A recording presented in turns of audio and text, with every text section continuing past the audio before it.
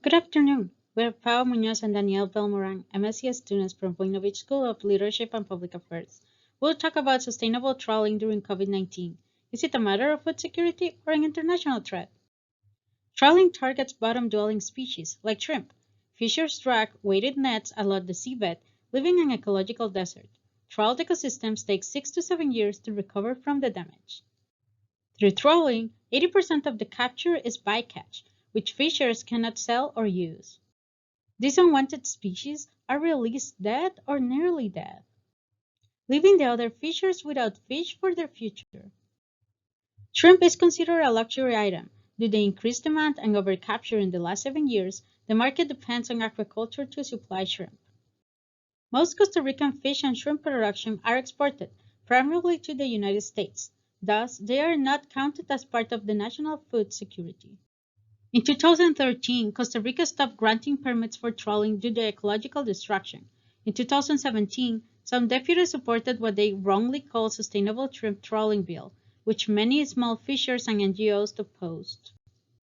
Negotiations of the bill was extended to 2020, the middle of COVID-19 pandemic. The pandemic brought to light hidden economic inequalities, but in October 2020, the bill was finally vetoed. This case study really shows how easy it is for a country like Costa Rica, with its environmental credentials, to make a potentially damaging decision regarding its own natural resources. Here are a few ways in which Costa Rica has acted as a leader in the environmental sustainability space. And this case study shows a broader difficulty in balancing global priorities when it comes to climate action, marine and land conservation against the reduction of poverty and hunger around the world. To navigate the fallout of the pandemic, Costa Rica very nearly prioritized economic growth over its own environmental integrity. The Sustainable Trawling Bill threatened the livelihoods of small-scale fishermen, and in tandem with civil society organizations, these same fishermen were able to force a beneficial policy outcome. As policymakers, we can learn a few things from this case study.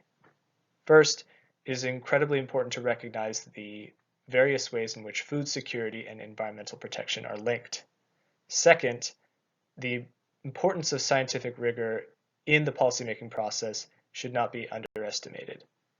And third, there must also be space for environmental justice concerns. Thank you very much for listening to our presentation.